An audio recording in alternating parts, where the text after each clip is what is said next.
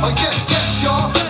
Yes, y'all. I'm old school, but I keep it funky fresh, y'all. And this is deep, y'all. I'm from the deep, y'all. And what you get is what you motherfucking see.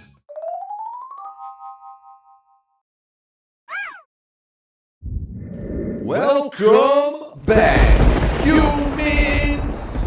You know what day it is. And before I get started, I would appreciate if you would hit that like button and smash that subscription. I'd appreciate it, and turn on those notifications because I am here twice a week.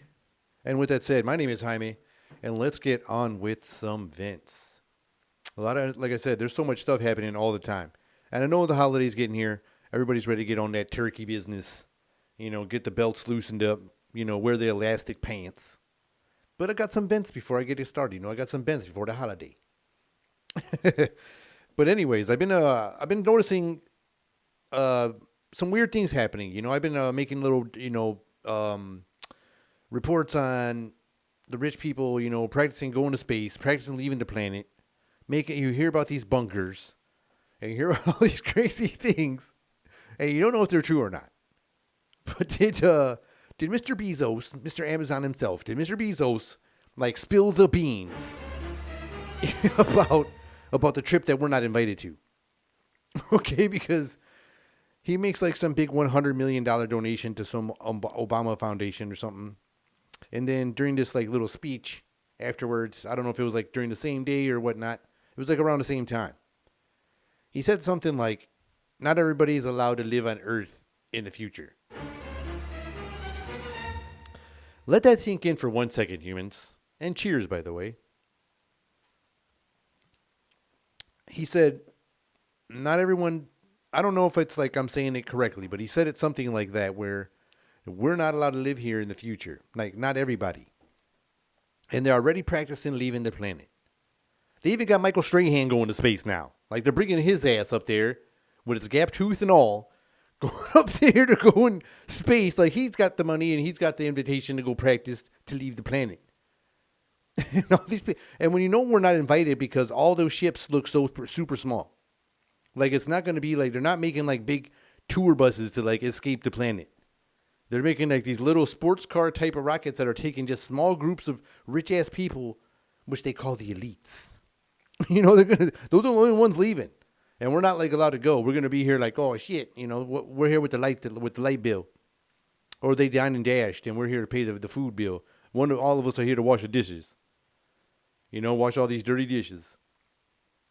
And it kind of worries me, like I said, because I was like making little fun jokes about like, oh yeah, they're leaving the planet and they're leaving the planet.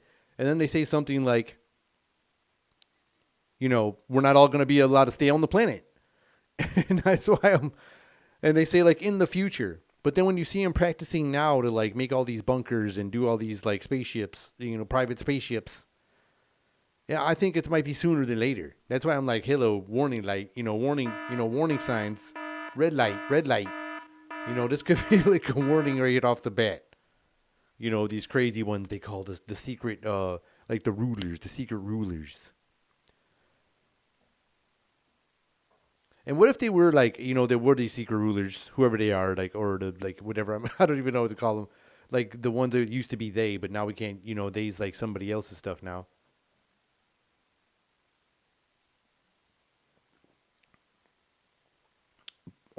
Or it's just like, you know, whatever you want to use, like whoever wants to use it. I guess I might have misdefined that or something. Whatever. I'm drinking some beers. I might have slipped up. So. But anyways.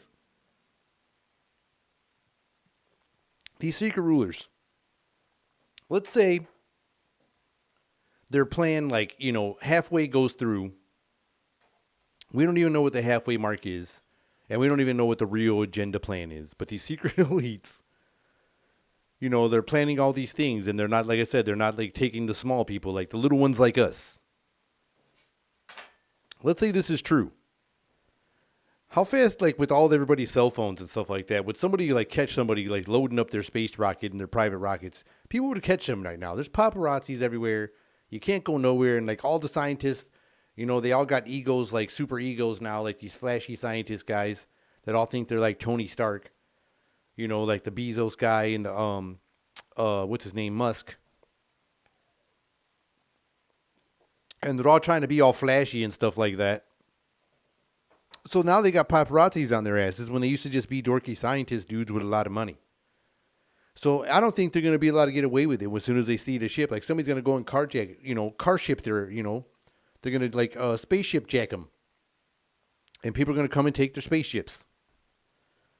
Or try to anyways. There's going to be something going on. You're going to be found because you got, like I said, you're in the media now. You got like a big old ego. So like people see you on your dinner dates and see you all on this, everything you do. And don't get caught up in no scandal. You get caught up in a scandal, your shit is in the news like within minutes. Like in minutes. Like TMZ gets a hold of your ass, you're done. Like TMZ spreads it out and you're like, pow, pow, pow, pow. Everybody knows your story now and you're done. But but like I said, that's the power of the media. And, I've been hearing these stories and reading a lot of these articles and seeing all these crazy patterns and seeing all these things. But and you wonder, when they talk about, when's the next new big breakthrough or what's the next big thing that will separate us from like using gas. They want us to, go electric. And I said, like, I know I've made jokes and stuff like that saying we're not there yet. I don't feel like we're already ready there yet. We're close. I think we're getting there close, but I don't think we're there yet. But what is going to be the next oil?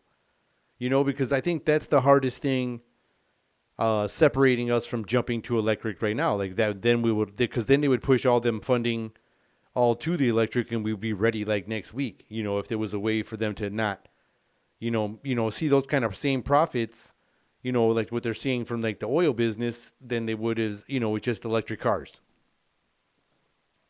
So what would be the next oil? And in my opinion, I've been doing a little reading, looking a little around, and it's like the, the data, the people talk about our data and all that thing that people like sell our data everywhere. And like, so what if that is like the big next, the next oil? Like you hear rumors about it, like the big data, like all our data is like the next oil. Because maybe perhaps they're making close profits, to the fuel business, to the petroleum business with our data. It might not be close, but it's probably close enough to where they're almost there ready to let go. And who knows, how it's going right now with this, the way technology is expanding right now. And now they're talking about doing all this, like, Sims, alternate, reality, virtual reality realm, living. We could not be far away from some weird shit like that, So, like, big data could be the new oil, like you hear, like, and then there's rumors of, when you read, like, those tech mags or tech articles where they say things like, algorithms are like dictating like our way of life in society because now we're like, using these AI patterns and we're listening to these algorithms, or even like this platform itself. They say it's, it's not against the viewer. Sometimes it's about the algorithms, or it's not about something else. It's the algorithms, so what if there's like, they're using tech, dependent, and these algorithms are, dictating what we're getting, and it's controlling like the mainstream media, and they don't give a care who it's hurting because it's like making money is their only mission and making money is the only plan. That's my opinion only. I'm not just saying like these are facts. These are just like an opinion. After doing all these like reading, and I always like to scan around things, I could go down a rabbit hole just like anybody else does on a video or a video trail or whatever, a video chain. So like I said, and like the media fuels all this, they're like they're like the gas that goes inside the engine. They fill up the gas with the fuel and, throwing like, it's almost like fueling a fire at the same time because they keep us like all separated, keep us all like, pissed off at each other. It's almost like they break out the cities and like the rich cities, poor cities and mid-class cities, all like on a grid, like battleship, and they break us out these parts. And then they only show like, these sections of channels, see different parts of the news. And that's why everybody's opinion sometimes, even somebody like your personal friend or relative even, that just lives in a different area, and they have this weird different opinion. And you're just like, not everybody's going to have the same opinion. Not everybody's going to think the same. Not everybody's going to, have those same, beliefs or whatever, whatever it is, whatever the differences are. Nobody's going to have the same thing all the time. You might have some people that group together. That's not a bad thing either.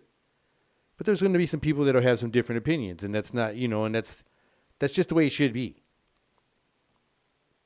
But they keep you separated by showing all these different sectors, I believe, different, forms of news. Because you hear people report what they're seeing on the news, and sometimes in like TV interviews, like you'll see somebody on a different news channel being interviewed and talking about what they're seeing on their TV. Which is kind of weird, because they'll look like it's in a different neighborhood than you, and they'll be telling a whole different story. Like, I'm not seeing that. And you'll be at home saying things like, I'm not seeing that. And that's like definitive proof right there for yourself. That's your proof in the pudding right there. When you see, you're sitting there like, what? I'm not seeing, that's bullcrap. I'm not seeing that. This person's nuts. And you probably said that like, 1 to 5 times, probably this week, seeing the news or seeing something of somebody saying something, because you're being fed to a different, different thing in your, part of the grid of the, the battleship game of the media. And that's how I feel like their part of the game is, they keep us separated because we're very powerful together. And that's going to be the hardest part when we start realizing things, like we see what we're rioting and protesting for, but we're not rioting and protesting for our freedom. And when will we do that? When is that going to happen? Because I think it really does. I think, in us in the groups without listening to this media and being part of this battleship grid where they keep us separated in this battleship grid, like us getting together on our own would be an extremely powerful and great thing and a beautiful thing. I really think so, and it's, like I said, it's just my opinion, it's almost like, like I said, that's all they're feeding you and keeping you afraid of your neighbor, or keeping you afraid of another neighborhood just because it's different than where you live. So they'll be like, oh, here's another carjacking, here's another armed robbery, just things like that. And then they'll go, and then it's like in that neighborhood where it might not be as privileged or as nice, they might be showing just all the nice things that happen in other neighborhoods. Like, oh, they get this all the time. And then people get all pissed off. And then, you're judging already, you're separating already. And it's just like, that's the way the game goes. That's the merry-go-round. It's a shame that it goes that way, but that's the way it's going. That's the way it's going. But in a way, I feel like some people are starting, like a lot of humans now are starting to catch on to the BS. They're starting to see that fake news is really fake news. And could this be like a sign, or could this be like, the time like where now like news could be coming to an end? Not necessarily like news itself, but like this fake news bullshit that's going around, and these like persuasive and misleading news channels and news networks. When is it coming, like is this like warning shots now that this could be the the downfall of the news now? Because people are going to different outlets, and like people are going to influencer channels, and I mean, I'm not claiming to be no news network myself. Like I said, I just have fun with them, what I mean. But there's people out there going out there for alternate, sources of journalism because they're already seeing, the BS that's what's happening. Even though the mainstream media is still fueled by these secret elites and secret rulers, their ratings are going down. People are watching less, and so now you're seeing a lot of people leaving channels and going to some of these alternative networks that people are, loving and watching way more than, some of these BS channels. So to me, I feel like this could be an early sign, and this could be also a good thing. This could be this could be a real good thing. I mean, there's like I said, there's so much BS out there. You don't know what to do because, in different areas you're hearing different things, and that's how they keep everybody, divided all the time. And it's, it's getting kind of disgusting sometimes. And it's awesome that we have these alternative networks right now that we can go to before, there's like all this new censorship happening. And you have to be real careful. I'm a new channel, and you have to be real careful to, like all the things you say right now. They're giving you the new guidelines like every month. It's almost like new, and you have to stick by these things. And it's really hard because sometimes you'll see other channels, being a lot more riskier than you, or, pushing to the limits, and you're like, I really want to try that, but then you're almost scared to because sometimes you're afraid if they're going to, come at you and, stop you or whatever. Because I always get little warning things whenever I talk about the Prez, because I give the Prez a hard time, and I think we really should, because I feel like he's not doing a good job as well.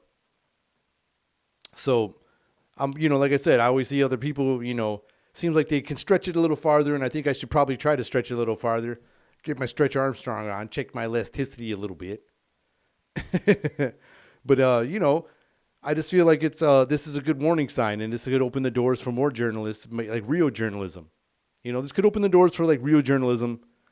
If the news is starting to kind of dwindle down and crumble down and break down, and it's kind of creepy sometimes when you pay attention to sometimes when you can tell now when you're listening. That's why people are changing the channels right away. As soon as you got that little signal, like you can tell when that BS is creeping up. You got that BS meter or your radar is like built in, and now you can tell like more BS like really quick. So there's a viral video going around of this one news network, and apparently this new news network was like basically, it seemed like basically brainwashing its viewers. In a way, I feel like it was brainwashing its viewers because it seemed like every channel was saying exactly the same phrases, and it didn't have, in a different time, or maybe it was a different news channel or different news show, and they were all saying the same phrases, and that's why I felt like in a way it was like brainwashing whoever was being one of the viewers. And like I said, if you haven't seen the video, I have a little clip. I'll try to see the audio the best I can. And it's kind of creepy, like I said, because people are always like, "Oh, you're crazy, you're out of your mind" when you talk about stories about the media when they're doing all these shady things. You're like, the media's kind of crazy, yo. The media's tripping, and people are like, "Oh my gosh, you're one of those." Like I said, that's another cause of separation. They got a label for everything. It don't matter. Nowadays, there's no little safe zone. People used to like, I'm safe in my own opinions. I'm safe in my own thoughts. I'm safe in my own realm. And now you're not anymore. It's like doesn't matter. The only way you're safe in your own realm is if you be quiet. But even though you're going to be quiet, they're going to have a label for you there. They'll have a label for you being quiet. So it's almost like I said, we're all full of labels right now. There's just labels everywhere. Just fucking people got some crazy label making machine, or they're just throwing fucking situations into that fucking that rap name maker back in the day. You throw it in that app and it'd make your rap name, how Post Malone got his name and shit. And that's what they were doing with these situations, and they're coming up with all these labels. It's kind of disgusting, man. In a way, it's like super disgusting.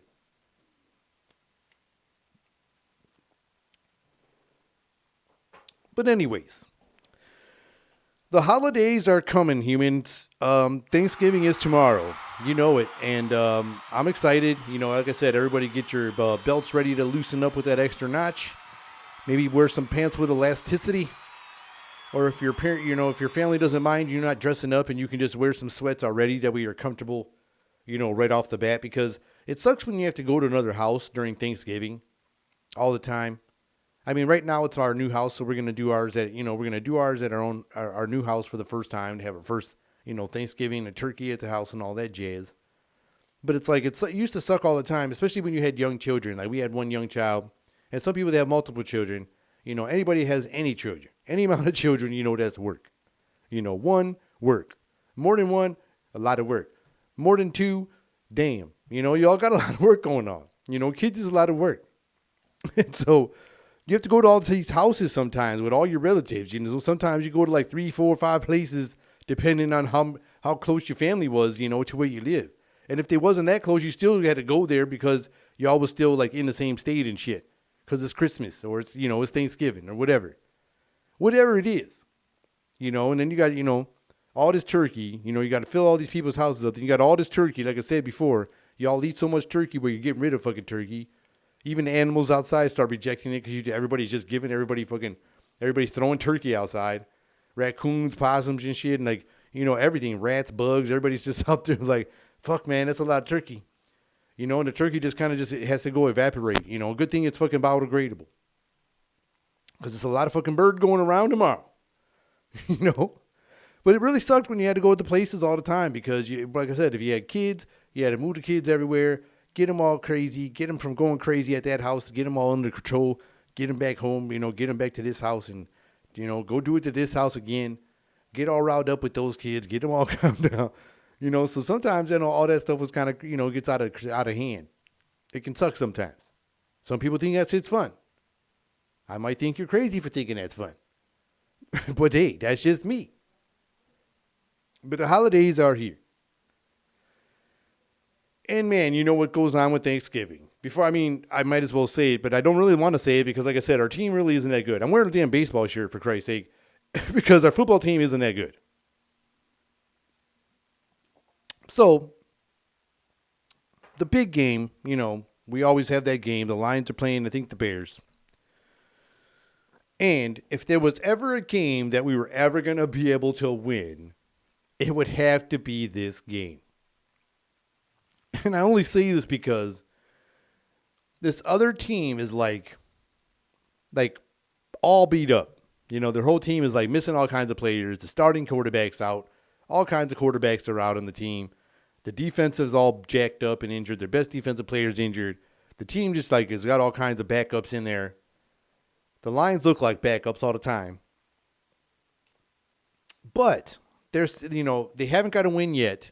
They almost got a win against the Steelers, and didn't nobody want to win that game. It was like the Steelers and them guys were both like, okay, you can win it. And the Lions were like, no, you better win it. I'm gonna fumble right here. Oh no, you win it. I'm just gonna intercept it. And nobody wanted to win it, so the game fucking tied. They still couldn't get a damn W. So, but if there was ever a chance for them to get the first win of the year, I would say this would be it. This would probably be the closest one. It would be their closest chance probably all season. Only because, like I said, I don't know, man. I think it's just because this team is all beat up. This team's all beat up. They look wrecked. They look all beat up. There's a chance the Lions could do it. But this team usually does surprise me on these miraculous ways to lose games. Our team will do this you see Tom Brady he's breaking all these passing yard records, breaking touchdown records, breaking this and this records, and yada, yada, yada. This other quarterback's, doing great, doing this, winning the big games, da da da, yada, yada, yada. But not over here in Detroit. And then the only guy that gave us some wins, you know what I'm saying, he had to leave and go do his thing, which I don't blame him. He's still got some good years left in him. Go play for a contender and go do your thing. But these dudes can find some most crazy ass ways, like that Pittsburgh game, dude. If that game would have went any longer, who knows? The game could have been 10 hours long and they still would have been fumbling the game. Who knows? But they just find these crazy ways to lose football games. Excuse me. There was one game earlier in the season where the Lions did the Lions. They were doing good, winning the game. All they had to do, and as a Lions fan, that's what we say that a lot. All they had to do, was do this. We say that a lot about our team. I mean, not anymore. I don't anymore, but this was just an example. So they're all they had to do, was play a little defense for a couple of minutes, and then run the clock out. Maybe get a first down. They had to get a couple first downs, run the clock out. They would have had to use their timeouts, the other team. Game would have been over.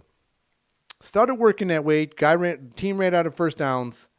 They couldn't get, ran out of timeouts. Lions couldn't get any more first downs. They had to give the other team the ball back. Granted, the team does not have timeouts. But this is the Lions defense. Lions defense, not good. Okay? Lions defense is about as good as our president's doing right now. Not good. But anyways, so all they had to do was play a little defense, couldn't get it done. Give the other team the ball, no timeouts, barely no time in the game. These guys go 2 or 3 plays down the field, automatically in field goal range, and they're talking about this guy who's a kicker, and they were like, he's got a record of 50-something yards and yada, yada, yada, yada, yada, yada. It'd be crazy if he could make this one at 60-something yards. It'd be a new record. And there's no time left on the clock. These guys are playing, disgusting. Their Lions are playing crappy defense. These guys get into this weird field goal range. This guy's going to kick a 60 gajillion yarder field goal. He kicks this football and it soars and just hits the pole shoots up in the air, and everybody's faces look like, trouble with the snap action, and the field goal goes in. And who loses like that? The Lions lose like that. Okay? There was another time against Atlanta or something like that where the Lions had a review call at the end zone. They could have been a touchdown. They said it wasn't a touchdown. Then they got a 10-second runoff. Everybody's like, why is the game over? They were like, because there was a runoff on the clock. When did that happen? It happens all the time. Really? Why? Because you're the Lions. Because that's why. But like I said, if there was any chance for them to win a game, it would be this game. But I don't know, man. I really don't know anymore. I detached from my team. I still support my team, but it's still tough. I turn the games on, as bad and tough as it is. But, it could be a tough game. But I feel like this is like the best chance they do have at winning this game. But anyways, back to this Thanksgiving stuff. Okay. What are some of the sides, that, I could do without on Thanksgiving? I'm not a big fan of the cranberry stuff. A lot of people do like the cranberry sauce and all that stuff, but I'm not a big fan of it, especially the one that looks like the shape of the can. Like when it comes out and it's just that big glob. It reminds me of like the dog food. They used to do that when you pull it out. It's like the shape of the dog food can. It's the big glob of fucking red jelly, with cranberry jam or whatever. But I just I don't know, man. For some reason, that thing used to just bother me. It was like a texture thing. And I love jelly, but that just mess me. It used to just mess with me mentally.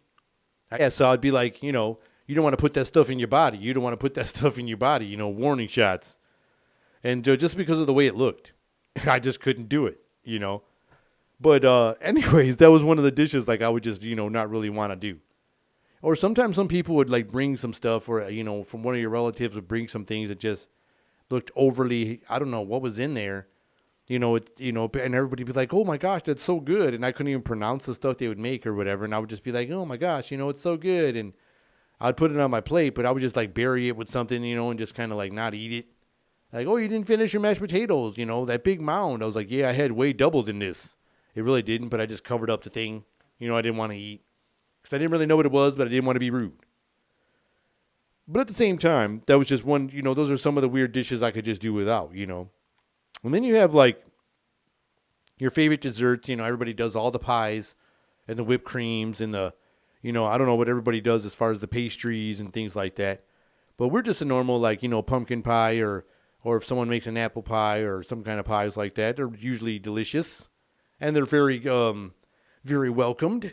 They're awesome. But there's some crazy, things that happen. Things could happen on Thanksgiving. You hear about those stories where, some people were like, you make some food and maybe the food didn't go your way.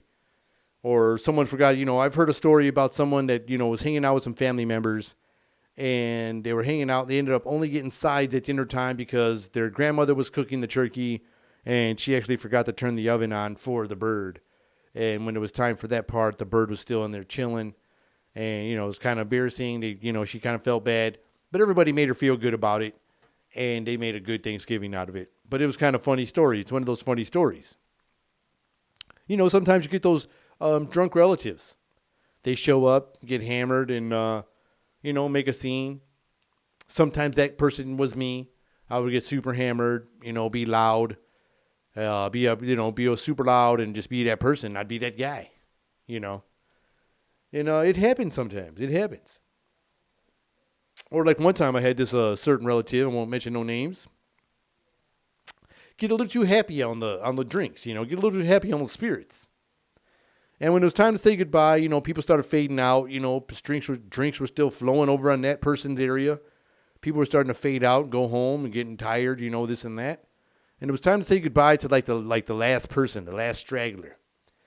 So they were like, all right, y'all have a good day. Y'all have a good day now. And I'm like, all right, man, y'all see ya. Have a good one. Happy, Thanksgiving. This person gets up and goes to give the other person a hug. And they just get up and like a tree, tree chopped down in the forest, just stood up and then just went right back down. Bang, all the way down a chair too, like kapow. And we all jump up like, whoa, whoa, whoa, are you okay? And they were like, oh, yes, I'm fine. We knew they weren't fine, but they were, because You had that courage going on, the fluid courage, liquid courage. But we were all concerned. But sometimes those things happen. Like one time, I was on Thanksgiving and, having a good time, and the spirits were flowing through me, and I pulled what we call the Houdini. And it's the Great Disappearing Act. I don't know if he was famous for disappearing, but he was famous for like escaping, and that's basically the same thing. I would get super hammered and do one of these, like I'll be right back. And yet I would never come back. I'd go home or I'd do whatever, I'd pass out, or you'd find me passed out somewhere, like I didn't come back. And everybody'd be like, where the hell did he go? I was like, he said he was coming right back, but it didn't happen. I pulled a Houdini. But those are funny things that always happen, during the holidays. And, you never know what could happen on those days. But being that it is Thanksgiving, and people want to know what people are thankful for. What do people always say, what are you thankful for on Thanksgiving? And I don't know, I could be thankful for a lot of things. I could be thankful for like all the positive things that happened in my life. I could be positive for my family. Basically all the positive, because lately I've been having, I've been fortunate to have a few things that are positive. Maybe not like some, crazy miraculous, things like that, but in a certain way, from the aspects you're looking at them, I've been having some pretty nice streak of some positivity, and I really think that's something I could be thankful for. And I also want to be thankful for all of you humans out there, all you people that come out here and you join me and you give me a few minutes of your time and go out of your way and watch, whatever segment you do watch. I really appreciate all of you. This is a lot of fun. It's really helpful for me. For a long time, I felt like I didn't have a voice. Maybe it was all mental or whatever, and maybe I did have one, but to me, I felt like I didn't.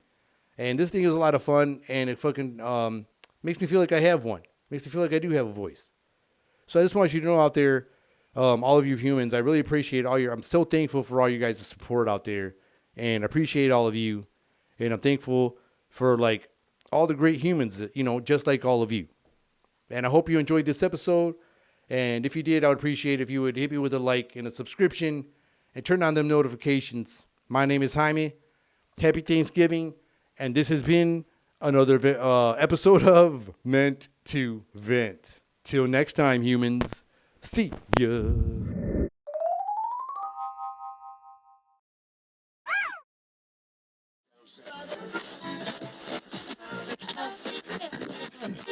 Yes, yes.